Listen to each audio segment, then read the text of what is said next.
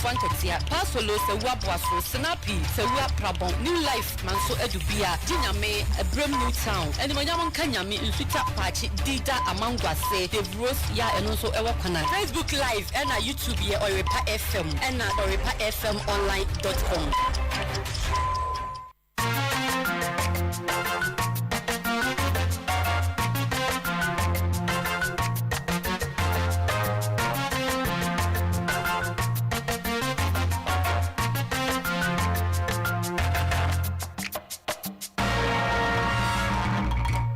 News.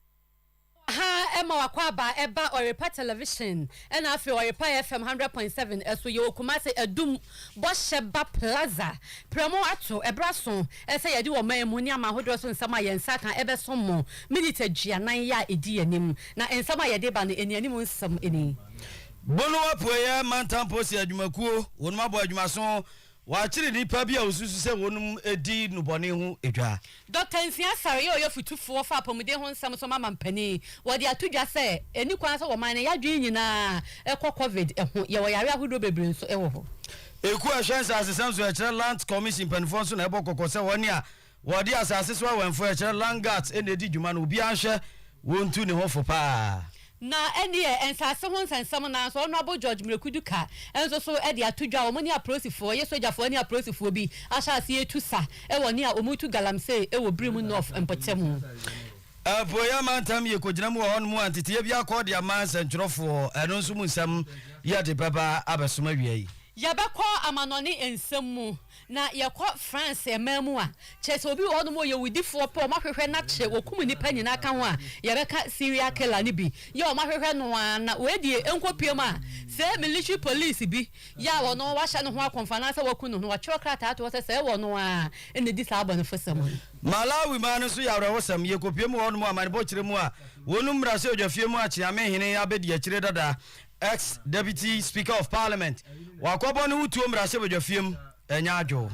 midi ede mame efia nyako papa bi mini abema social distance ambassador of ata frimpon abusiafo nsem kire mu se de sitie nie Yo, yes, asie edi amamoa na omeyi mu na pomudi mu opani otufo ema na do dankwa ekufa do Ghana mampani Dr. Anthony Nsiasare ene wodi atudwa ene wo chemu se yehwe covid yare na empanifo atimi yako ama yare na no abrase na emom no ne wo ka wo chemu ne se kamia ye se yeni nyina no se ye hwe to aba akuma ye de anim ye hwe to aba akuma ebebo enu nti na wo se ye hye esi ebetumi abana yare nkaye na aka no so no yeni ebekọ ho pa eyi wo se ye wo yare nkumankuma bi wo masa wani ankwa ho na uje na jeje mu de ene mfa so obi ya maso efa oman no ebambo ensem eho na wa cheche mu se eye February na abosumi mienu ebesi September abosumi etwa mu nure ya ebobosome no vaccines eye covid-19 vaccines no opepenan aha nwatwe adiosonson achi po wa ha adu no eye 4,877,120 ena aba oman mu a yede awo omanfo has eruditely enumerated the contribution of the university through this college in the fight against this current pandemic. A few other initiatives that as management of this university we have put in place and continue to do so to ensure that we have uninterrupted academic work for the government is committed to obtaining sufficient vaccines in order to make vaccines a national public good that is available to all citizens. Even though the government's ultimate goal is to vaccinate the entire population, the initial target is to vaccinate 20 million persons, and we still stand by the 20 million persons by the end of the year. As additional safety data becomes available, the vaccination will be expanded to cover children and pregnant people. Between February and September this year, the country has in total received 4,877,120 doses of vaccines, which include AstraZeneca, Moderna, Sputnik V, and Johnson & Johnson. A total of 1,659,884 vaccine doses have so far been administered as of 28 September 2021, with the remaining still being deployed. Already, vaccination had been carried out in all the 43 hotspots, resulting in a considerable reduction in number of cases in the Greater Kumasi metropolis and Greater Accra metropolis. Wey eye Dr. Anthony Nsiasare na odi nsam wey atu Dwabra College of Health Sciences Yewoka University omumfie mienu nhia mudie de toso enkono obekasa wase na apomuden aso ye nkrabata ewo amansanku batan mu ye World Health Organization omana musini Dr. Francis Chisaka Kasalo enso de nani munyam ebeta ya chira waso wubu nkonta COVID anase coronavirus ebaye no oba ebibimemu a enipa opipi mienu achi poso mienu 8.2 million people ena omanya yare ni bi ewo ebibimemu ya emu 210,000 ena omonso atwa nananom ewo ensiedu. Contrary to our belief that the first cases would emerge from China, the first cases actually emerged from Europe. And this in a way tells us that we underestimated the link traditionally and culturally that we have with Europe and the frequent travels between the two continents. We've had now 3 waves, and certainly all the public health experts that you speak to will tell you that we are likely to have a 4th wave, largely because significant numbers of our populations remain unprotected or have not yet been exposed to this new virus. On our continent, 8.2 million cases have been reported, 210,000 deaths with a case fatality of about 2.4%. Where Dr. Francis Kasoloso ya wono amansanku batan United Nations din krabata ehwiase apomuden sam so wo ye omane amusini obeta adwumadi nachi na yete ne nkan sam no dodo na afademdi kan etremu emamon Bono mantampo si adwuma krabata ya wonum so mpanifo na wodi nsam tudwa na wo kire mo mani abrepa apotam wonum se de nipa bonfo abese woye mabambo nsam agi nsam wo potam wo munso ani abre a wonum na bofra wose wo ma ne nane naja na dwo no bento abenefo sofia won panto da bia da nti wo munso umbedi akromfo ne nipa bonfo no nipa na anumu no mu kire se wonsa aka nipa numbi ya sa nipa num no susu se wonum edi nubone hu dwa kosi bromba ka se na cortex hu dwuma na ndi opotam wonum a okochiri wonum no ene die bia ya bono doboa kwasi broba ka se arapia no makoma be sa hanu de wotwe so 287 wrapped substances enu hunu ya ozuzu se habande hia yen ne kwasi broni ka ne weed no ebia na numu no eto nchene a okire se tuo ya bono oman mu locally manufactured guns nso mienu ena onya no wonum ho nipa num no emu ba akoyoba ena nan eye mema nti wogina aposifo nchen a woboa ma ntoto anu ne hwemu atimi akoso na mantam no posi adwumako pani ya woda wonuma no DCOP Moses Asabman ati billion ni entie nisam entiremu. Operation commander moved there with some men and got these people arrested. At Dawa number 2, he got 4 suspects who deal in narcotics. We rounded them up in a house. 4 of them, 1 is Akwesi Sabeli, 2 Belijin Nayindi, 3 Sabeli Njili, and the 4th person Sabeli Neji. We got about 287 pieces of dried substance and plants that they have stuffing in some sacks, and then 71 pieces of wraps that they keep and sell to the public. The team moved to Atakura and got suspect Desmond Jayin alias Allah, and he was also having dry and fresh plant materials and alcoholic drinks that they sell to the members of the community who take these substances. We got 5 of them arrested. We took the exhibits which are kept by the Criminal Investigation Department. Na wasatu aso na wo kirem se upiem tachim apotam wonum a wonu kroponu nipa bi so susu se wonum dom bi gangi ya wondi ni bonsam no so wa kire bi apotam wonum na wonum so no wo kire se ne tuo mu ba ya wo mu di hu dwane ade no wo hwa wonum ni hu tumi krata na se aban ma wonum kwanya se wonum edi tuo mu ba hu dwa apotam wonum nti eno so nsem ni nkire mu nie.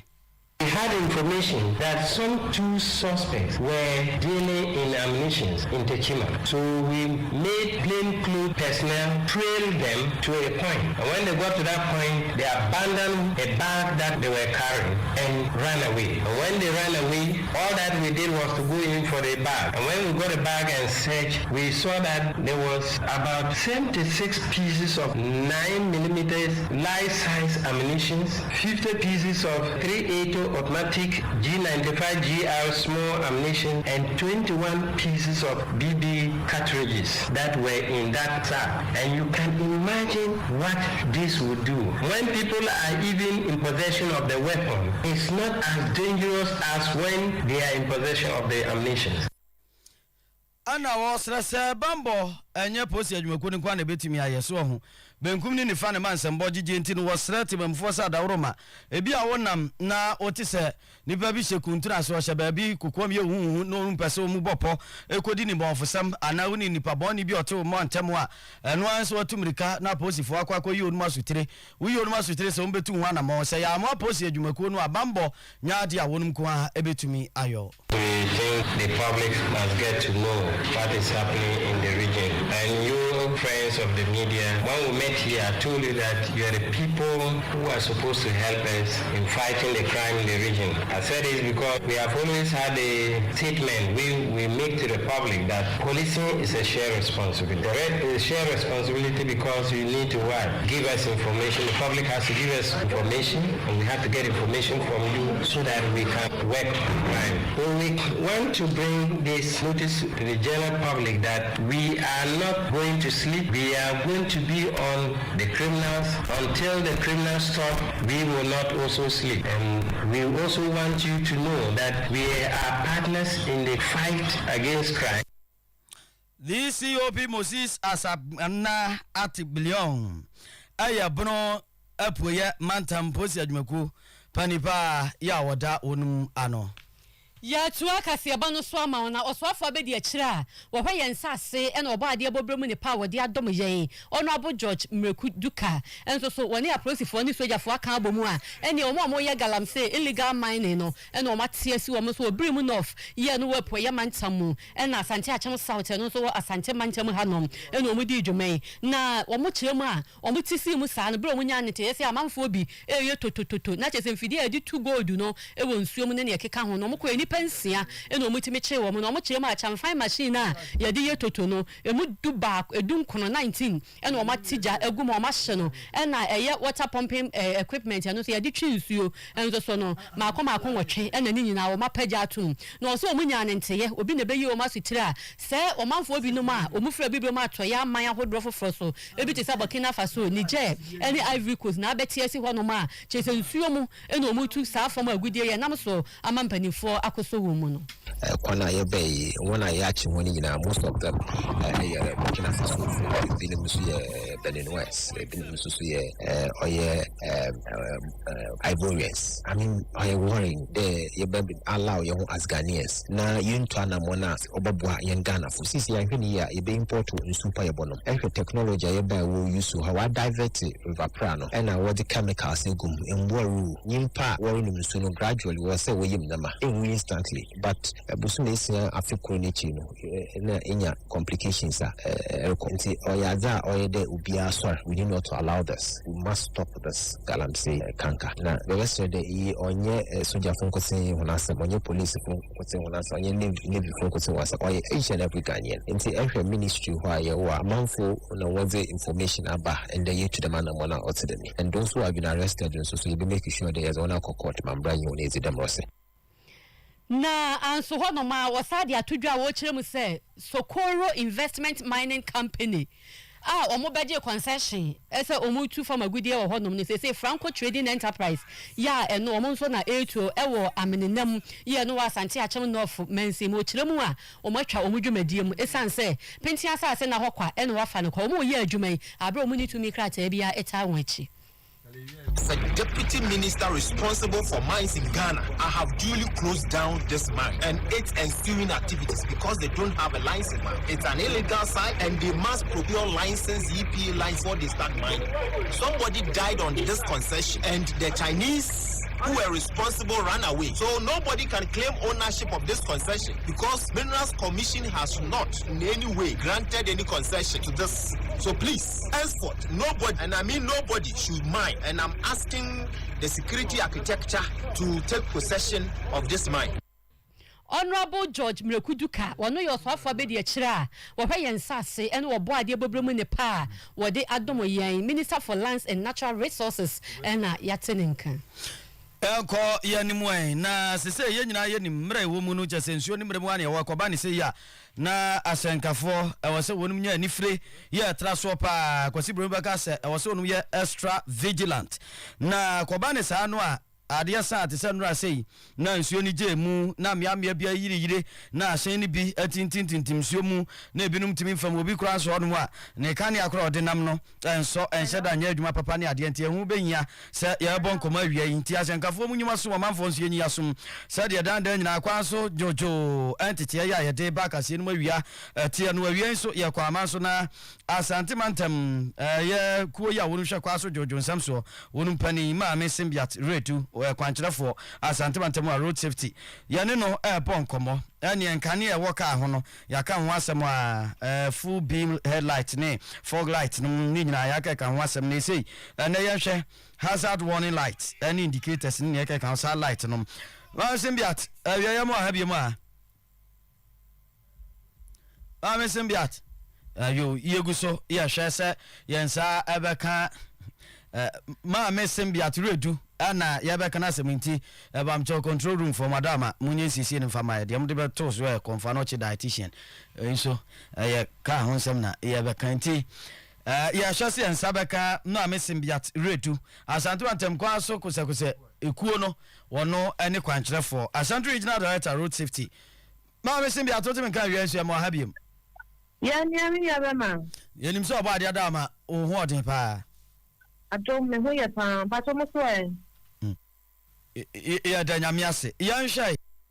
ya disua no sese ya ja ka akane abobo ho animu ni akire ni ade no na ya hwe mfaso dia na sese nti akwasi broni krade bobo honom na yanhwe se de besi akro ene hia ewo se ehia yen yadi ka bi se full beam headlight ne fog light no ho asema na ya hwe hazard warning light ni indicators no wadama ne mfaso okra ade enti kra na bobo ka num na ade enti na wo se ye fa no ade hia yo me da se ema we tie for nyina aha se ubo hazard and indicators hazard light no and now a different double indicator light and one say wonam na say wo problem a utimi so na afofo ni wishia no be tie no say when a problem and when a fault be and now there's a hazard the first worker ni ma be tie ma ko wishia isi nti se governor ku fa na se road is be ednewa no nya abotre ana no hwa ya hye indicators necessarily say your left and right traffic indicators a different or traffic gators no eman no tire o be a woman ya fa benkum ananifa no to communicate teacher road is saka ya adoba for na pedestrians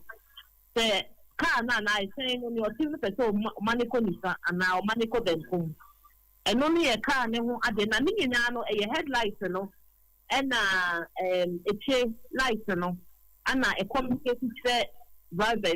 and passengers na yenye regulation and a directives are the aba safety no and additional lamp and a lighter driver need go can the car na say any car na mamu manufacturer no ye car no anfa kan ya na nka na ono ani pin no ko fire na o de car and man who finds us so we near more lighter or digitally now o ma say lighter we can hear emwa yenye dia ya kan say o kan ya e work and light no ho so digitally ma o kan ya we so kuta certificate and a document say digitally ma o kan so you e bi on so e man say o fa kan ya bia nko wa pumping if you windscreen no air cost and also so ya dia ya directives no e che ho asem aka na say apart from headlight no we be back on na ye mienu some mienu no na ma wo kan say we two at a time so we mienu ko kan headlight na headlamp no ho a eye enan e mama wo kan say we two mienu at a time and na say so was the Kanyana who are doing it and go through the way. Say at that dim and that deeper, and what's a broke 50 meters. That's at the higher, and what's a broke 100 meters. The initially and Nema, the best I can't answer. I just Kanya no so cross and she said down near Bisasa. I sank halfway na near walk 100 meters and 50 meters.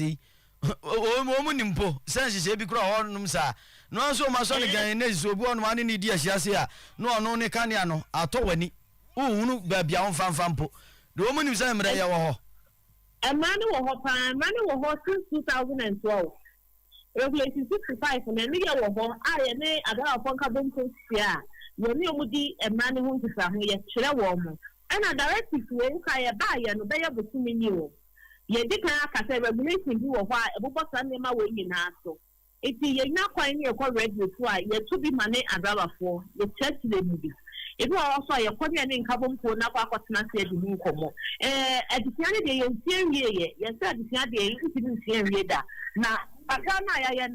think next week on the better say your compliance. You just say, for every year to mana. Now, and only compliance and you die education. You're alongside education. No, now this time round, no, you could see the prosecution with them. The best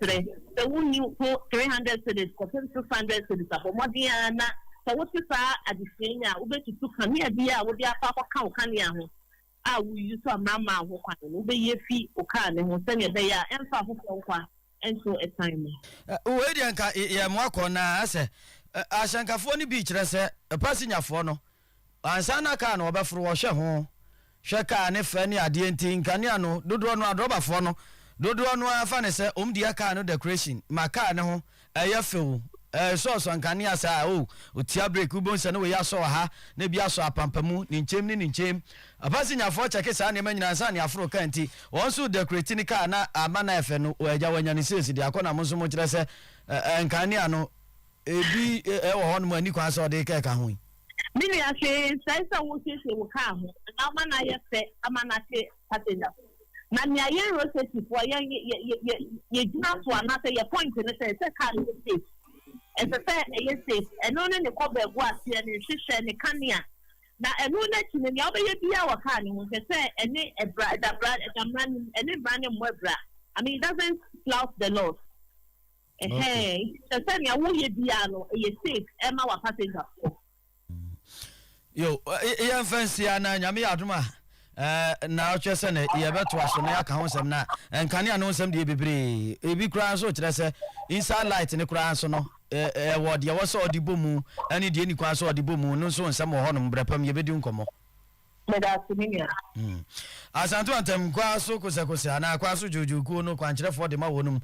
Sandra Regional Road Safety Director, Ma Missing Beatrice, and a Ria Cassiano, Yanwa Boncomoy. Ya kwa ofeso mensi emu na kramosofo pania wono wo amori circuit ema media muslims mission eye mualim lukman akwa isa wodi afutuo ema emabunu tituru pa esesese no ye bɔ mabunu din pa tituru nkamofo mabunu no woso obi anhwe eso obetwe ne ho afiri ne ma ensem fata ho na emom no obedi ala ne nhyehyeye so na eba ne sa ne nhira ebedi wachi ema wo ye nhira wakwana nyina ene wabrabo ahoduro mu a woso bamfa so ma nipa hu se nyame na ehirawo ama ne ema nyina etuto yie na wodi nsem wo etudwa ebra na womode aso obofom ama wasi amedia muslims mission oma sorry dan ewo amoa apagye wo Jakwabe South Mensim. So we are here for the name for young baby biara dia e debi beba 6 feet no obekwa akohyem na sa 6 feet no obekwa akohyem na ho aso na menso so na kwa akohyem bi na so obekwa akohyem bi a ti se wuye nyamesuro nti ye besire youth ni se obi biara nya nyamesuro no ntwe ne ho free bibi biara ensem fata ho se na be ya otumfo nyankopon no nhira na adom no obenya wo ne nkwala abrem no odi ahi enso so na kakra meka ne se I say youth fo ni nyina no obi biara nya nyamesuro unyanya misura nyamesuma hyase ni nyamesuro pa ho bibi biara na obi nti se wo nyamesuro a odwuma ne obi biara ebekoso we Mualim Lukman Aqua Isa ya oni kromosofo pani wo face wa Mary circuit na yetin nka na Ahmadiyya Muslims mission na nkasa pani a woda no wo mayi mu Alhaji Movi Mohammed Nuruddin Salah wono so ekode nani monyam kwotena e chese titinani ya wodi afutuo ma se ye kan nkramoni a Christopher mu nyina ya anuanom enti wo nka mom na omonwe wo ma no na wo ma setena mu empumtu. We are one and the same people. The fact that I am a Muslim and you are a Christian doesn't make any difference. We should rather be able to use the religious influences that we have to make us more brotherly and sisterly, to make it possible for us to love each other and have affection for each other and collaborate with each other in our own personal physical progress, moral progress, as well as spiritual progress, and collectively for the progress, the development of the society that we live in. So this is a typical demonstration of really what should be happening in Ghana. No animosities, it's that of brotherliness, it is that of love and affection, it is that of acceptance, and it is that of encouraging the Muslims, encouraging the Christians encouraging the Muslims. Yes, move on. Because at the end of the day, it will bring about moral transformation of the society, and it will bring about spiritual upliftment of the society. And Ghana.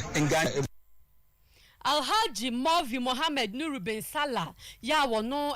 missionary in charge Ahmadiyya Muslims mission na yatene ko no de o preach fan kabom ene se yebetete ye ho ase na yabo ahohom fam ne honam fam nyina yatumi anyini sankramofo ani a Christopher amagana enya yesomfaso. Yo, na Ghana benye asomfaso na Land Commission ekuo ya wonum ahwe asesem so man Ghana mu so womu bokokopa na wonum kirim se woni a asase wodo so djuma wonum kokofa asase so awenfo ye kire Langat edi wonum di djuma no etia Ghana mra ne jepa wonum kirim ane Land Act 2020 no abra se obi bekwa kofa asase so wenfo ma tie metiman bie ne ekura langalanga brantan ne etuo ne ye di hunhuna nkrofo bo nkrofo ntrani asase awdo so no wonu kiremu a eni hihiem eni mram na wubi se wanhwe on yi a ene obetimi adem afiase wankokora mfrinhia num ana se mfrinhia etunum eje se obetimi adem sa mrali nyawo a emfa ncha okora Owura James Datson sentrofo asiemu ase ewon krambubuni mantam kropon kramu ana ode sa akokobon somitu dwa kire mu se a ode Langat fo na edi djuma no obi antu ne hofo. I believe that all of you know about Langat, and the act actually has abolished or made it unlawful for anybody to engage in activities as a land guard. And it is important to also note that if you go and sponsor a land guard or you recruit a land guard to go and engage in any illegality, prevent somebody from accessing his land, you will also be punished, and you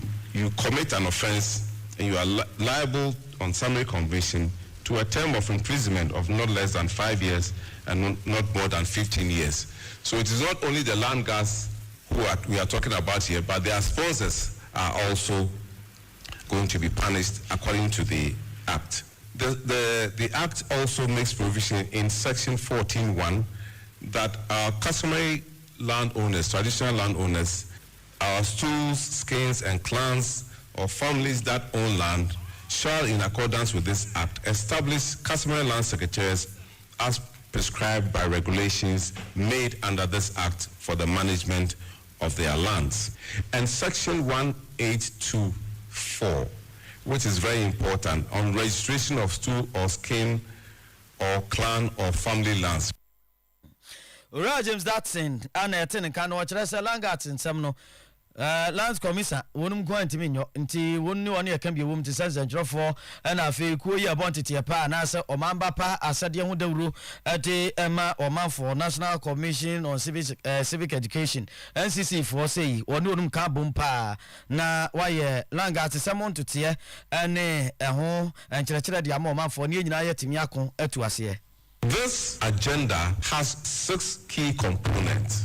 1, to provide improved maps and spatial data, production of digital-based map, and establishment of GIN and call stations. By call stations, we mean that we're going to have reference points across the country to ensure that survey work is done and plans are produced based on more accurate data than we have currently. The second one is the implementation of the National Spatial Data Infrastructure to ensure that all agencies or all entities that require land data have a reference point from that National Spatial Data Infrastructure. The third one is a digital transformation of the Lands Commission's records, as I demonstrated earlier on with the 10% that we have done for Accra, converting the manual records into digital, and also our business processes ensure a re-engineering and a land information system set up for the Lands Commission. Yura James Datson, Lands Commission, ana wodini juma. Nensem chire mu ne adi kan de mamu. Ye ko omeya toye etifi mantem ye Western North region na Bia West district emu na ye ko adwadifo a omo wo sashi esam da bi so esu papa omo so mu di awreho ene se omo wodwa nanso nsuo to atache nko a nti obi ama ho meto ade na omo ne ma nyina ayo omo ka omo srem panimfo so omo nso ka ho bi nti omo nsiesie adwane ma omo na ahonidie ho nsam nti bi enwe peye. Siboye wo si watene di in fact wa Oyerepa ye ba plenche ye kodi ye ba ko so ya afa wonyire e wa ye so ala basa engura wa fa engura wa tena ye ti wo poni atoni cha na ti bola Siboye city suna ni duwo pa one day so wa penu wa ho ye sa se ya de wo ju cha be de tactics so de abe wa ti be fa so be ba ese be be de tactics ka be fie do da ye fa eno ay ka ti ene po ye che da pe be ku ye ba no wa ye kwa demonstration e wodo they want to happen because I had time to no be kwadu anta so na awro bi kwa obeto ato ha no yes e wa o te kwa se wunya nipa nti o timi po nyina asa oto ade na twa na obetwam ye ba ya no pa beti sabe mi nya tan si dimpo no ne se meti ya sei nti ada ho che de obi bi pa nti mo wa ye mpanfo yo ania eja mo ha na nya kura obi bedu ya kura na o si media sa bola ye dia mi ntumi njana mu nchia mi o mo bia nchia mi na fi sa bola ne dia ye ntumi ntra ho nchia yes nti ye no ye ti ade ye nya nipa na o mo nto ade se ka se ye tine fi hwe ye ma no ye besini ahwe ye ma no ye ntumi hwe ye ma no nti ye sram a ye se gufom ye kotode gufom ye sram mo mo aye mpanifo mo mo aye pa ma ne esi medamase away eye adwadifo mo wasahwi esam de bi so market edidwa no ena mo tese omu nsu na ne de odi kaka esahwi no ka ye ni nyina no ena wa cheche mu se ho no mu fi ni nti no obi ba kro nwura mu ntwa de nti omo se na wotwe ye besi mo sa ba biem na ho tese no mbe ye kire e de atia aban na wonde a ekodwanim ekodidwa nso no e kire wo hawa omo fam ena ma honidi ho nsam a enwie peye wo ho nti ba beto ni omo wa hanu market ya no say no ye beto ade na bola no wa hanu say na especially papa bi ton na mo hanu otutwa nam no nso sebio bola no nso no bend baby ya ton nam no pepepe o ton o twa nam ni say kura mpuna na once na guso na haje no kreni haje pa entino mo na council for no enya hu bibi mayen se be ye be boye na masem kakra me wato we dey etisamo ya ba se ya ba beto fosu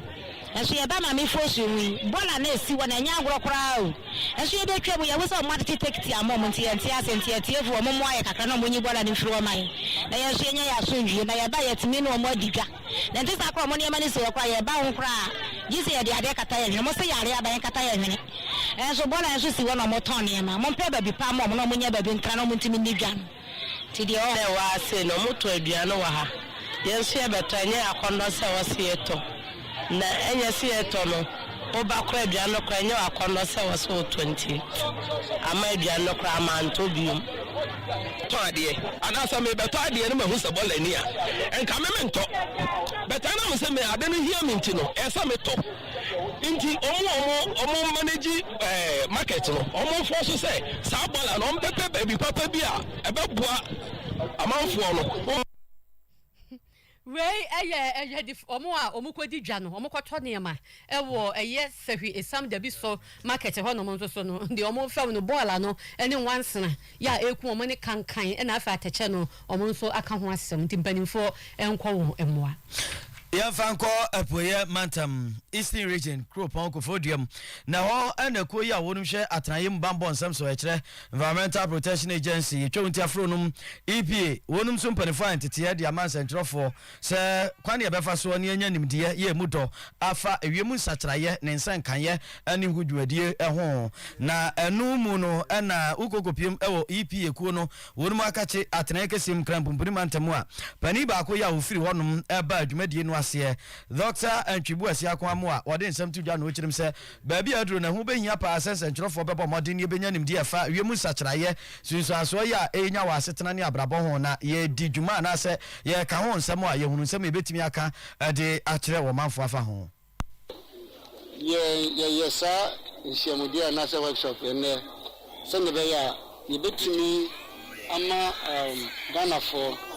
Atia, no more who say, a real asesa na asesa a ekọ basa nti se Ghana for etua na mo a ebetimi aboa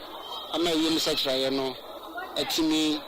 aboa yen ama yasetene mo aye papa denti na ye kasa se ye hwe oman a yetimi a enema bebre ye ya obroni se climate dependent to say ye life no mina no gina kraye for instance ena nsuo ne de nsuo enema bebre Nema bebre no ejina weda no so ndi se yentimi amodaru ama amanfo anti se yemu sacha no nsunsan so ya setena ma ebetimi ahaye adenti na mekasa se nsacha no ekoso no se wiemu yehia nipa wa holding health for example can be affected. Ana wasra yese se baby akwa koduru no atraye mu nsam ne ade no wonum abam na dan ho bambo nti obesre se enke betumi a enhyehyɛ no ne papa ne se obi besi dan ana obi beba apata bi asi baabi wode suto obi kosi baabi kodi dwuma bi asase bi so a ka won pɛ won ne ewonim de kosi broni beka se expert na wontu ne fo ɛwɔ baabi a wɔkɔ no dan kura wɔkɔ akosie dan bɛ na wɔso osie ana pata bɛ na wɔbɔ ne honom na atimi aboa ama nka bibia akoyie. Senta Ghana for ebetimi eni ayadwe pa nka ansa na wobesi dan anase yebeye project bi a ebefa esi asase so de pese se yeni enimdie for yeden edi nkomo ewiemu se kire ya aba no e kire yen se ekwan no wuyi kwan a ene ewiemu ayehye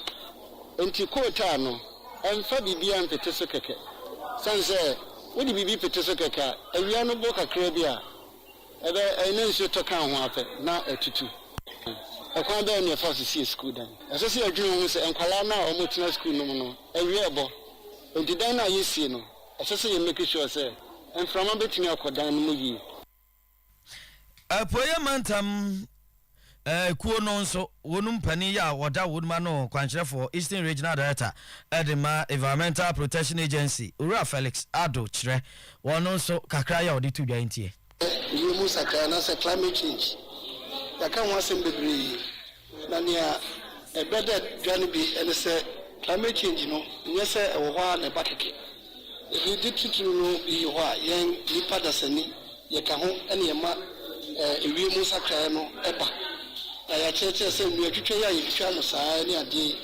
and a ball layer to go no Sisia dying a war. The beers say a dino. Esuomo ene ne keka ho ni nyina eka ho na ma climate change no anu ye den ewiase temperature no ekoso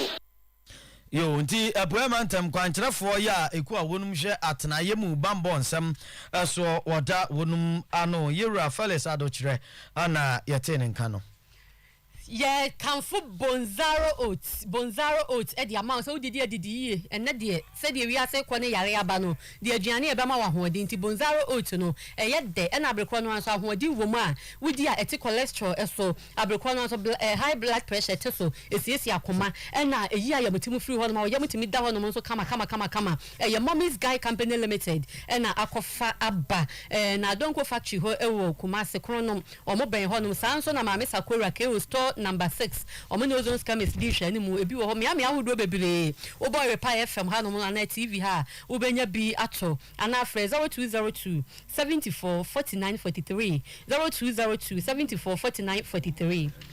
Yanko Prekasa natural ginger drinking ho yanko Prekasa no Prekasa woni akakadro ne diafra aya anum de dokodoko e paacho mfrafra wa ne asomudro no additives ni preservatives no ebie nim tunum bia e paacho e ma wo ha bia mi system mo ahoden ma moja etimi di afusane bie ntirim ye pa pebi nanom dosopo no promise bal o prefer me dem wanom oba benya dodo no atom ya mia odo bebre nso bi ho nom ana frezo 0548 953324 0548 953324 Prekasa Incorporated Bejoso. Ona Service Company Limited. Ona de yeni mune dada. Ese eba na jobo bia ho tent nkonwa hodro table ena bekọ na portable toilet ene niama hodro a ye de block ice block ene enuane egugumu de ene ayema ewo honom stage any stage lighting na owobi na eye papa enu nti ko ona ho na kwakwaji bi wo jobo bi a wo bo bi ase ebebo ama na tumi awie peye na de animunyam abro eye afre ewo 0244 629838 0244 629838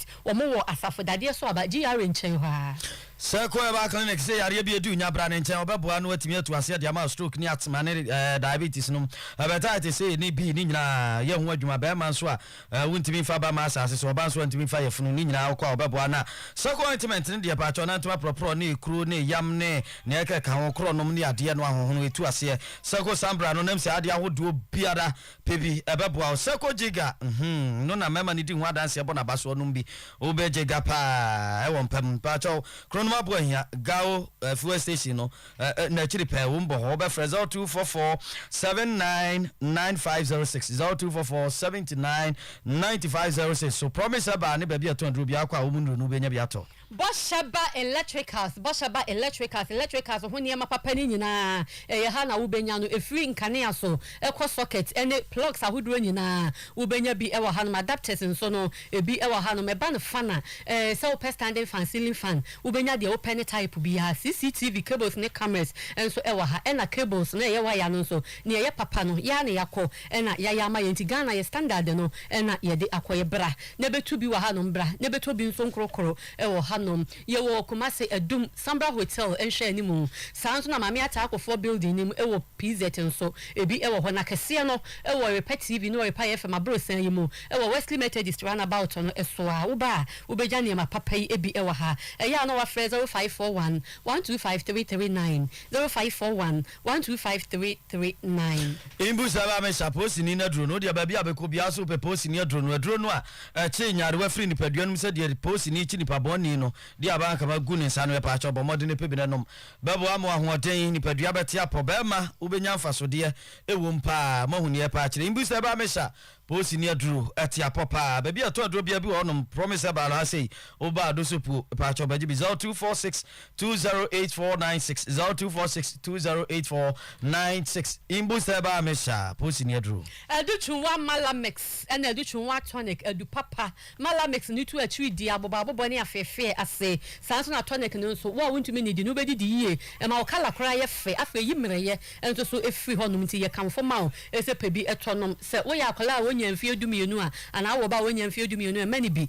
maame a wo ma akola no fa na opemfo enso enum bia no achi di obia eno Educhunwa enu papa yi ebi wo kodra sto bia ma obenya bi ato na de wo pedodo atu na ya fe 0208 161 800 0208 161 800 na ya wieni nyina 3D Ventures onum rata shaja ya odi aba odware a dwa samna pa ya be ma ho afie kama pa samna bi onum adi dware a esa akura yi nkabo ne free nipadua ne wedie num ebi ne rata shaja ya pa cha wo ne vitamin E castor oil ne de aye uwi a wanya rata facial mask no ne rata nourishing body cream ebe bo ma wedie no atoso ya kama pa cha bomodin koketia store number F1189 store number F1189 3D Ventures or Frezo 244919222 0244919222 as well people to aton wa pe ba ku bia ko dware pa cha ahmane dia ma ofre ubenya bi abusuafo ye de kase bonasi woni e woni usuru mu nyina ene boaboa no e de emaye several rooms so ene MC omo mo ho nyina ene boa ye ye sorry amante na no Oyerepa futu abedwafo e do Oyerepa futu abetoa so midinde mame efia nyako papa bi meni abema social distance ambassador of